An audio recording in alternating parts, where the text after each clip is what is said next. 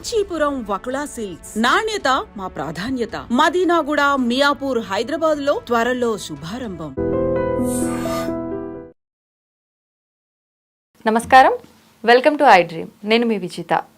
ప్రస్తుతం మనతో పాటు ఉన్నారు ప్రముఖ ఆధ్యాత్మికవేత్త, శ్రీ విద్యా ఉపాసకులు, ఎంతో మందికి మంత్రోపదేశం చేసిన గురువుగారు శ్రీ గురు కరుణామయ్య గారు మనతో పాటు ఉన్నారు. ఇప్పుడు గురుగారితో మాట్లాడి మన సందేహాలన్నింటినీ నివృత్తి చేసుకుందాం. నమస్కారం గురుగారు. శ్రీమాత్రే నమః. గురుగారు, ఇంట్లో ఎవరైనా చనిపోయినప్పుడు వాళ్ళకి సంబంధించిన వస్తువులన్నీ తీసి బయట పడేయలేము. ఆ వస్తువులన్నీ ఇంట్లో వాళ్ళకి సంబంధించిన వాళ్ళు ఎవరో ఒకరు వాడుతుంటారు. అలా వాడటం కరెక్టేనా? అసలు వాడటం వల్ల ఏమైనా దోషం అనేది కలిగే అవకాశం ఉంటుందా? లేదు, మన మనిషే కదా, మనిషి మనలో లేకపోయినా వాళ్ళ వస్తువుల ద్వారా మనలో ఉన్నారు అని అనుకుంటున్నాము, ఆ భావన కలుగుతోంది, తప్పేముంది, ఇలా అనుకోవచ్చు అంటారా గురుగారు? చచ్చిపోయిన వాళ్ళ వస్తువులు వాడకూడదు అని అభిప్రాయం ఉన్నవాళ్ళు, అంటే చెడు జరుగుతున్నారు, వాళ్ళ ఇంటి అడ్రస్ ఏదో చెప్తే మనం వెళ్ళిపోదాం. వాళ్ళ నగలన్నీ ఉంటాయి కదా, అవి బయట పడేస్తారు, అది తీసేసుకుందాం. ఎందుకంటే మరి వాళ్ళది వాడకూడదు కదండి. నీది ఎక్కడ వస్తుంది? వాళ్ళ బట్టల దగ్గర వస్తుంది, ఇంకో దగ్గర వస్తే ముట్టుకోకూడదు అంటున్నావు. అసలు దీంట్లో ఏమీ అసలు స్థారమే లేదు ఈ ఆలోచనలో. ఒక మనిషి ఒక జీవి, ఆ జీవి ఒక దేహంలో ఉండి ఎన్నాళ్ళు ఉంటారో వెళ్ళిపోతారు. మనకి మరణం అంటే భయం, చావు అంటే భయం. ఆ 10 రోజులు ఎవరిని ముట్టుకోకూడదు, తగలకూడదు, ఇవన్నీ ఏదో డిసిప్లిన్ కోసం పెట్టారు. అందరితో ఆగకుండా వాళ్ళు మరణించే వాళ్ళ వస్తువులు వాడకూడదు అన్నది కూడా అవుతుంది. వేసుకున్నామే అనుకోండి, ఏమి శక్తి వస్తుంది? అక్కడ ఏం లేదు, వెళ్ళిపోయింది ఆ శక్తి. ఆ రకంగా చూస్తే చనిపోయిన వాళ్ళ వస్తువులు వాడడంలో ఏమీ తప్పులేదు. ఎందుకంటే మీరు కాశీ వెళ్ళారనుకోండి, ఆ చచ్చిపోయిన వాళ్ళ బట్టలు దుప్పని తీసి ఇంకోటి దాన్ని తీసి కప్పేసుకుంటూ ఉంటాడు. అక్కడ వాడు బాగానే ఉన్నాడు, వాడి జీవితంలో వాడు బాగానే ఉంటాడు. ఇక్కడ ఉంటుంది అంతా భయము అనేది. సో ఒక రకంగా చూస్తే ఈ బట్టల వల్ల వాటి వల్ల ఎనర్జీలు ట్రాన్స్ఫర్ అవుతాయంటే నేను నమ్మను. నా పర్సనల్ అభిప్రాయం అడిగారు కాబట్టి చెప్తున్నా. కాకపోతే ఒక మహానుభావుల వస్త్రం నేను ధరించినప్పుడు వాళ్ళ వస్త్రం నేను ధరించాను కాబట్టి వాళ్ళ గుణగణానికి అనుగుణంగా నేను నడుచుకోవాల్సిన బాధ్యత కూడా నా మీద ఉంటుంది. అంటే చచ్చిపోయిన వాళ్ళ వస్తువులు వాడచ్చే. ఇప్పుడు మా నాన్నగారు లేరు, మా నాన్నగారి వస్తువులు కొన్ని నేను వాడతాను. వాడినప్పుడు నా యొక్క అభిప్రాయం ఏంటి? నా నాన్న నాతోటే ఉన్నారు అని ఒక ఆనందం వస్తుంది. పైగా మా నాన్నగారు ఎలాంటి జీవితం గడిపారో, పొదుపుగా, ఎవరి దగ్గర పైసా అప్పు లేకుండా అది ఆ కళ్ళజోడు ఏదైనా పెట్టుకుంటే నాకు అది గుర్తొచ్చి సాధ్యమైనంత కంట్రోల్ చేసుకోవడానికి ఖర్చుని అప్పుడప్పుడు ప్రయత్నించాను. ఆ రకంగా వాళ్ళ మంచి గుణగణాల్ని నేను గుర్తు చేసుకోవడానికి ఒక పరికరంగా మనం ఉపయోగించవచ్చు. ఒకటే అమ్మ, మనం ఒక సిద్ధాంతాన్ని పాటిస్తే పూర్తిగా పాటించాలి. అవును గురుగారు, మీరు ఇందాక చెప్పినట్టు వాళ్ళ వస్తువులు వాడకూడదంటే బంగారము, వెండి ఇవన్నీ కూడా ఎవడు వాడకుండా బయట దొరికేయాలి. అలా కాకుండా అవి వాడచ్చు, బట్టలు వాడకూడదు అంటే వాటికి తప్పు లేదు. పోయిన వాళ్ళది ఆ కర్మలన్నీ వెళ్ళిపోతుంది, అప్పటితో వెళ్ళిపోయింది. వాళ్ళ గుర్తుగా నేను మైండ్లో ఏదో సెంటిమెంటల్గా పెట్టుకుని వాడుకుంటే వాళ్ళకి గౌరవంగా వాడుకోవచ్చు, తప్పులేదు. లేదా వాళ్ళ పేరు మీద ఇంకో అనాథ తరణాలనుకో ఎవరికో లేని వాళ్ళకి డొనేట్ చేసేయచ్చు. అది కూడా వాళ్ళ పేరు మీద ఒక భక్తిభావంతో చేయాలి.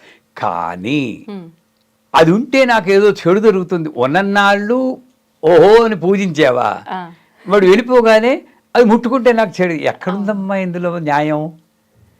ఆ మనిషి వెళ్ళిపోయాక బట్టల్లో చెడు వచ్చేస్తుందండి? లేదు. నిజంగా వాడు మంచివాడు అయితే బట్టల్లో కూడా మంచివాళ్ళు ఉండాలి, మంచితనం ఉండాలి. ఎక్కడో ఆలోచనలో పొరపాటు ఉంది. అంచేత రెండే మీకు పరిహారాలు చెప్తున్నాను.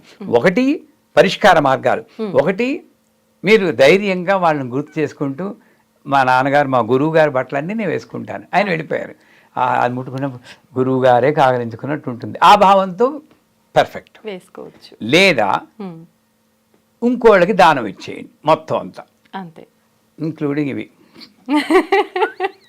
అది సాధ్యం కాదు గురువు గారు. చేయమనండి, మరి మీ వాళ్ళు ఒకటే రూల్ కదా. దానం ఇచ్చేస్తే వాళ్ళు బతుకుతారు.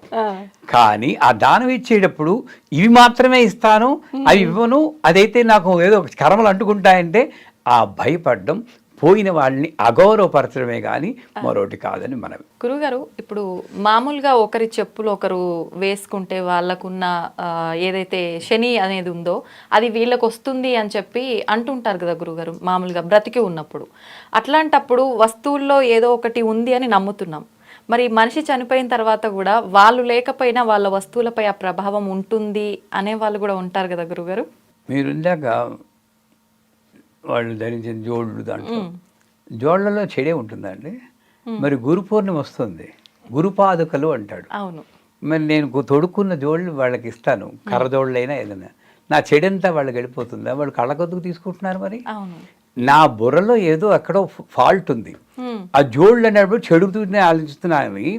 జోళ్లల్లో ఆ మనిషి ఎటువంటి వాడో వాళ్ళ కర్మలు ఉంటాయంటే నేను ఒప్పుకుంటాను. కానీ ఇంకోళ్ళు జోళ్ళు వాడితే నాకు చెడు జరుగుతుందంటే, జోళ్ళు కాళ్ళ కిందకు ఉన్నాయి కాబట్టి అది చెడు అంటే అది లాజికల్గా కరెక్ట్ కాదు. ఒక రకంగా చూస్తే ఈ వస్తువుల్లో ఏమీ లేదమ్మా, మైండ్లోనే ఉంది. నీకు జోళ్ళు చెడంటే వీటిల్లో కూడా చెడు ఉంటుంది. కొంతమంది దీన్ని కరిగించేసి వేరేలా వాడుకుందాం అంటారు. అవును.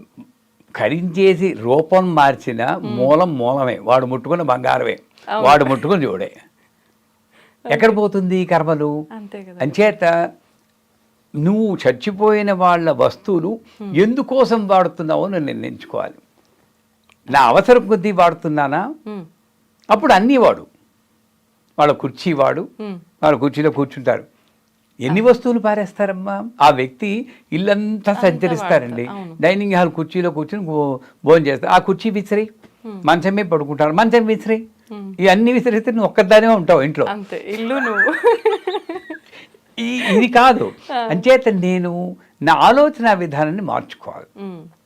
ఎయిదర్ దానివల్ల నాకు చెడే వస్తుంది, చావు అంటే చెడు అనుకుంటున్నావమ్మా, అక్కడే వచ్చింది పొరపాటు. నిజమే గురుగారు. కానీ హోమ్ కమింగ్ అంటారు మా గురువు గారు. ఎక్కడి నుండి వచ్చామో అక్కడికి వెళ్ళిపోతున్నాం, హోమ్ కమింగ్ అంటారు. అందుకే పుట్టిన జీవి పుట్టగానే ఎందుకు ఏడుస్తుందంటే, అబ్బా దూరం అయిపోయాను అమ్మ నుండి అని ఏడుస్తుందేమో అని అనుకోవాలట మనం. మరి ఇది కదా నరకం కదా. లోపల గర్భంలో 9 నెలలు కూర్చుని బయట నొక్కుకుపోతూ బయటకు వచ్చి ఊపిరి అందక అది ఎంబిలికల్ కార్డు కట్ చేసేస్తే భయం వేసి నెల బతుకుతానని ఈ స్థితి నుండి మళ్ళీ వెనక్కి వెళ్ళిపోయిన హోమ్ కమింగే కదా అది. వాడికి వెళ్ళిపోయిన వాడికి ఆనందంగా ఉంటుంది. కానీ నాకు ఎప్పటి నుండో ఒక చావంటే ఒక భయం పట్టుకుని, మరి పెద్ద పెద్ద స్వామీజీలు వెళ్ళిపోతూ ఉంటారండి.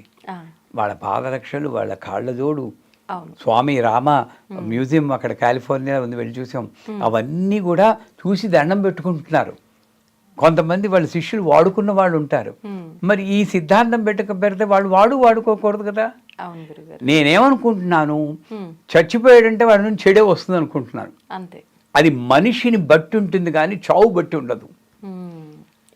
నీ ఓన్ వ్యక్తిని నువ్వు ఎవరినైతే ఇన్నాళ్ళు ఎవరినైతే గౌరవించావో వాడు వెళ్ళిపోగానే వాడి చెడ్డ ఎలా అవుతుంది వాడి వస్తువులు అంటే ఆలోచన విధంలో తప్పే కానీ ఈ పద్ధతులు ఏవీ తప్పులేదు, శుభ్రంగా వాడుకోవచ్చు. నిజమే గురుగారు, మీరు చెప్పింది మార్చుకోవాల్సింది ఆలోచననే, అది మార్చుకోవాల్సింది. ధన్యవాదాలు గురుగారు.